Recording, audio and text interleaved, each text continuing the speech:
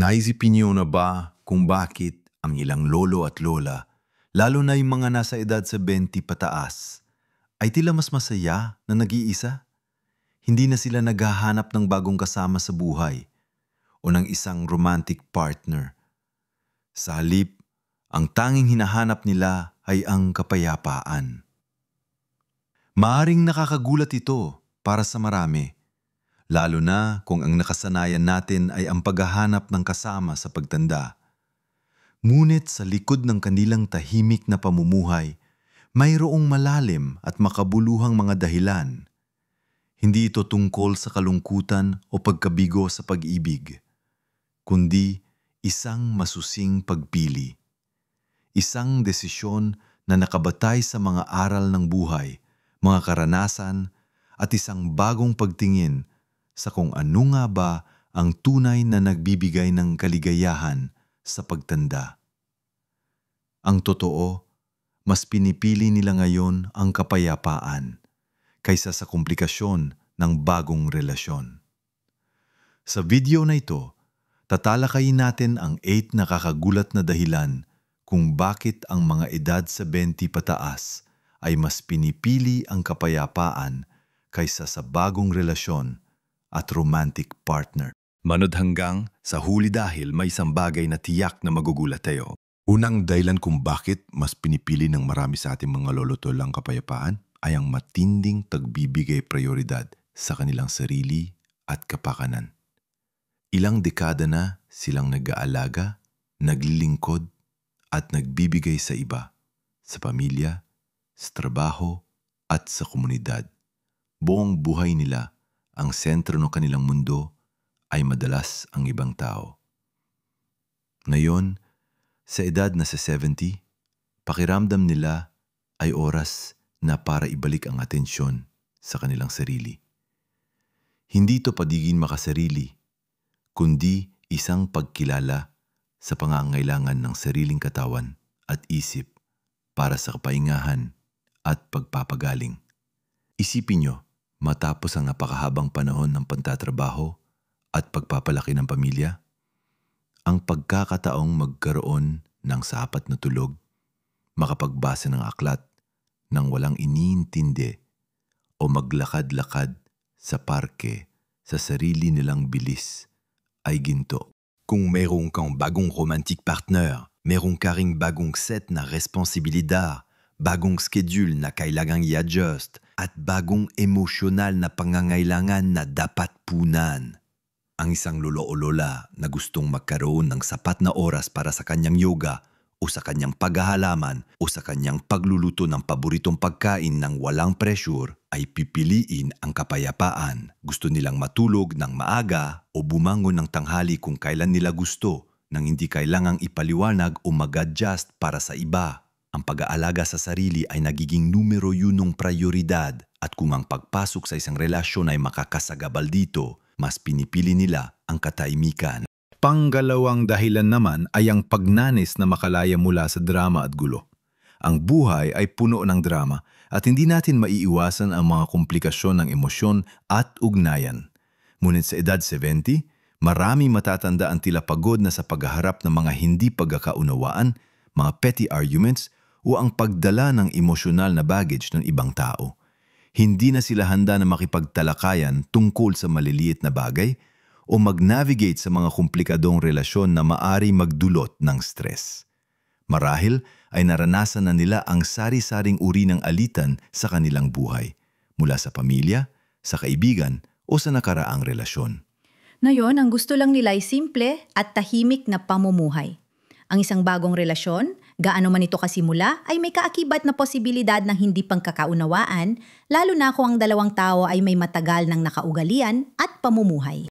Ang pag-adjust sa isa't isa, ang pagharap sa mga pagkakaiba sa pananaw, o ang pagtalakay ng mga sensitibong paksa ay maaaring maging sanhi ng stress.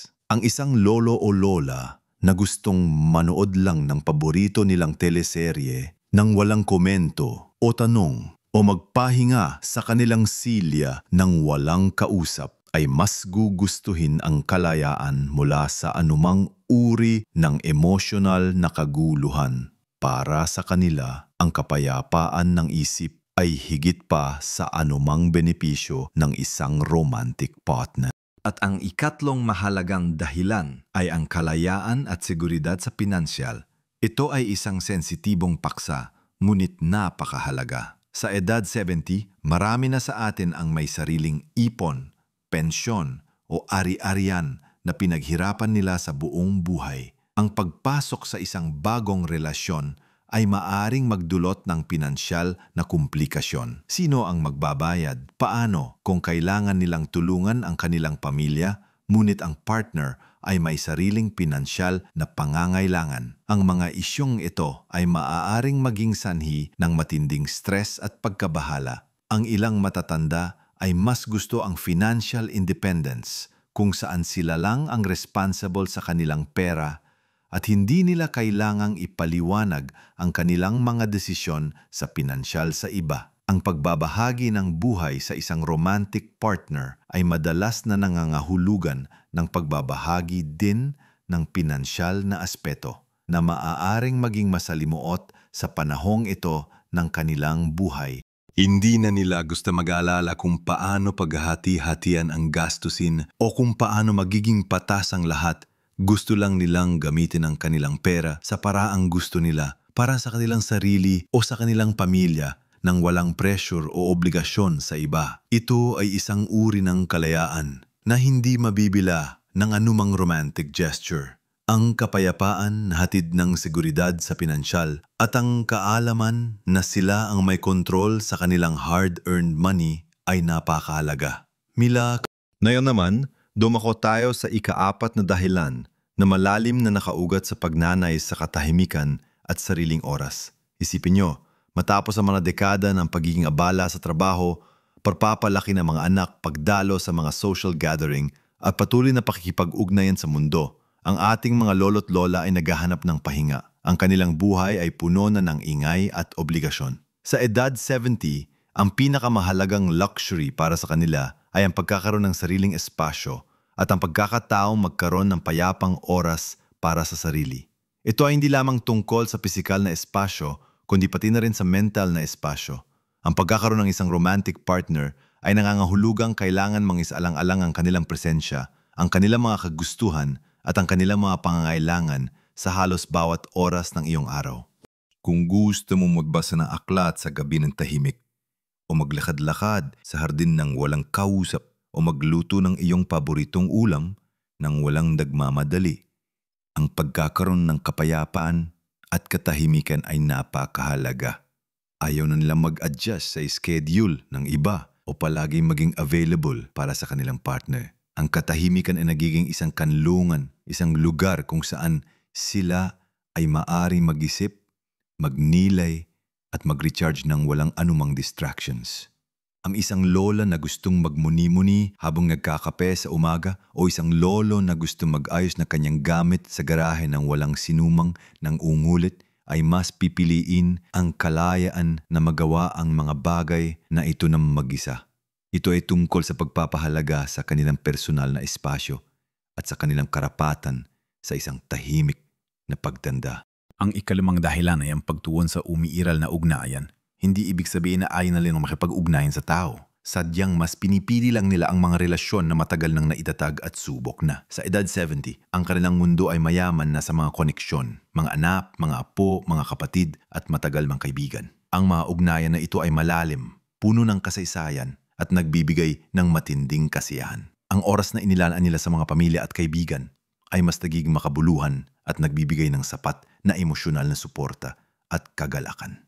Bakit pa nila hanapin ang isang bagong romantic partner na maaaring magdulot ng kawalan ng katiyakan kung mayroon na silang mga tao sa buhay nila na nagbibigay ng unconditional love at suporta?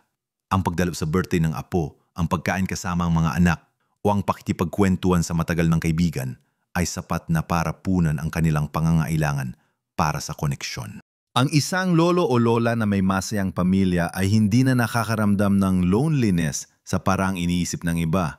Ang kanilang mga relasyon sa pamilya ay nagiging sentro ng kanilang buhay at ang ideya ng pagdaragdag ng isang komplikadong romantic relationship ay tila hindi na kinakailangan o nakakahakit. Ito ay isang pagkilala sa halaga ng mga kasalukuyang ugnayan na nagbibigay ng kasiyahan at seguridad para makulang. Pang-anim na dahilan naman ay nakaugnay sa mga karanasan at pighati sa nakaraan. Marami sa ating mga lolo at lola ang dumaan sa mga pagsubok sa pag-ibig. Maaring nawala na ang kanilang asawa, nagkaroon ng masakit na breakup o nakaranas ng hindi magandang relasyon. Ang mga karanasan na ito ay nagiwan ng mga sugat na bagamat gumaling na, ay nagdulot ng pag-iingat. Ang ideya ng muling pagbubukas ng puso sa isang bagong tao ay maaring maging nakakatakot at nakakapagod. Hindi nila gustong maranasan muli ang pighati, ang pagkabigo o ang komplikasyon na kakibat ng romantic relationships. Para sa kanila, ang kapayapaan ng kalooban ay higit na mahalaga kaysa sa posibleng kagalakan na maaring idulot ng isang bagong pag-ibig, lalo na kung may kasama itong potensyal na sakit.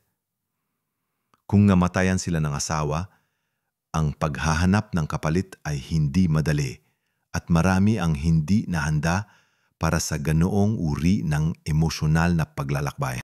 Mas pinipili nilang mag-focus sa pagpapagaling ng sarili, sa pagtanggap ng kanilang kalagayan at sa paghahanap ng kaligayahan sa ibang aspeto ng buhay. Ang pag-iwas sa sakit ay nagiging prioridad at kung ang pagpasok sa isang relasyon ay maaaring magdulot muli ng sakit, mas pinipili nilang manatili sa kanilang payapang estado. Ito ay isang desisyon na batay sa matinding pagpapahalaga sa kanilang emosyonal na kalusugan. Ngayon, abutin natin ang ikapitong dahilan na nagsasaad ng isang malalim na pagka-realize ng sariling kakayahan. Ang ating mga lolo at lola, lalo na sa edad sa 20, ay dumaan sa napakaraming yugto ng buhay. Sila ay naging mga anak, magulang, empleyado at marami pang iba. Sa bawat yugto, natuto silang umasa sa kanilang sarili, mag-solve ng problema at harapin ang mga hamon. Sa puntong ito ng kanilang buhay, hindi na nila nararamdaman na kailangan nila ng isang tao para kumpetuhin sila o magbigay ng suporta. Napatunayan na nila sa kanilang sarili na kaya nila mamuhay na mag-isa, na kaya nila magdesisyon para sa sarili at na kaya nila maging masaya nang walang romantic partner. Ang ideya na kailangan mo ng kasama para maging kumpleto ay unti-unti nawawala sa kanilang pananaw. Sa halip, ang kaligayahan ay nagmumula sa panloob na pagkilala sa kanilang sariling lakas at kakayahan. Kung ang isang lola ay natutunan ng mag-isa ang pagbabayad ng kanyang bills online, o ang isang lolo ay masaya na sa pag-aayos ng kanyang mga gamit sa bahay, ang ideya ng pagkuha ng isang partner para sa tulong ay hindi na kasing atraktibo. Mas pinahalagahan nila ang kanilang kalayaan at ang kaalaman na kaya nilang harapin ang buhay ng mag-isa. Ito ay isang uri ng empowerment na nagbibigay sa kanila ng kapayapaan at kumpiyansa. Ang pagiging self-sufficient ay nagiging isang malaking bahagi ng kanilang pagkakakilan at ang pagdaragdag ng isang relasyon ay tila isang hindi kinakailangang layer ng komplikasyon. Para sa kanila, ang kapayapaan ay nakikita sa pagiging ganap na malaya at may kakayahan na magpatakbo ng sariling buhay. At ang huling ngunit hindi ang pinakahuli ay ang muling pagbibigay kahulugan sa kaligayahan at pagsasama. Sa kanilang kabataan o maging sa gitnang edad, marahil ang kaligayahan ay nakaugnay sa pagkakaroon ng isang romantic partner, pagbuo ng pamilya at pagkamit ng mga material na bagay. Ngunit sa edad 70 nagbabago ang kanilang perspektibo. Ang kaligayahan ay hindi na lang nakatuon sa romantic love. Sa halip ito ay matatagpuan sa mga simpleng bagay, ang sikat ng araw sa umaga, ang pagtawa ng kanilang mga apo, ang pagdalo sa misa, ang paghahalaman, ang pagluluto ng paboritong pagkain o ang simpleng pag-inom ng kape habang binabasa ang diaryo. Ang pagsasama para sa kanila ay hindi na eksklusibong nakatuon sa romantic companionship. Maaari itong makuha sa paggawa ng volunteer work sa simbahan, sa pakikipagkwentuhan sa kapitbahay, sa pagdalo sa mga social events ng senior citizens o sa paggugol ng oras sa mga kaibigang matagal nang nakasama. Ang mga ugnayan na ito ay nagbibigay ng sapat na companionship, ng walang emosyonal na komplikasyon na kaakibat ng isang romantic relationship. Hindi na nila kailangan ng isang romantic partner upang maramdaman ang koneksyon sa mundo. Ang kapayapaan ay nagmumula sa pagtanggap na ang kaligayahan ay nasa kanila sa bawat sandali ng kanilang buhay at hindi ito nakadepende sa paghahanap ng pag-ibig sa isang bagong tao. Ito ay isang uri ng maturity at karunungan na nagbibigay sa kanila ng sapat na kapanatagan. Ang paghahanap ng kapayapaan ng isip, higit sa lahat, ay nagiging layunin nila at kung ang relasyon ay maaari makasagabal dito, mas pipiliin nila ang kanilang payapang mundo. Tinilay. Kaya nga nakita natin ang 8 nakakagulat na dahilan kung bakit ang ating mga lolo at lola, lalo na ang mga nasa edad 60 pataas, ay mas pinipili ang kapayapaan kaysa sa isang romantic relationship. Hindi ito isang tanda ng kalungkutan, kundi isang matapang at makabuluhang pagpili. Pinipili nila ang pag-aalaga sa sarili, ang kalayaan mula sa drama at pinansyal na alalahanin, ang katahimikan, ang pagtuon sa kanilang pamilya at kaibigan, ang pag-iwas sa sakit ng nakaraan, ang pagkilala sa kanilang sariling kakayahan at ang muling pagbibigay kahulugan sa kung anong tunay na nagdudulot ng kaligayahan. Ang kanilang desisyon ay isang testamento sa kanilang karunungan at pagpapahalaga sa sarili. Tandaan, ang pagpili ng kapayapaan ay isang matapang at makabuluhang desisyon sa yutong ito ng inyong buhay. Hindi ninyo kailangan ng panlabas na validador upang maging masaya at buo. Ang tunay na kaligayahan ay nagmumula sa loob, sa pagtanggap sa kung sino ka at kung anong nagbibigay sa iyo ng kapanatagan. Sa halip na maganap ng kapares, mas pinipili nila ang kapayapaan na hatid ng isang simple at makabuluhang pamumuhay. Ano ang inyong pananaw tungkol dito? Meron ba kayong sariling karanasan o dahilan na gustong ibahagi? Ibahagi niyo po sa comment section sa ibaba at siguradong babasahin namin ang bawat isa. Kung nagustuhan niyo ang video na ito at nakakuha kayo ng inspirasyon, paki-like po at mag-subscribe sa aming channel para sa mas marami pang makabuluhang nilalaman para sa atin. Patuloy tayong mamuhay na may kapayapaan at kaligayahan sa bawat yugto ng ating buhay.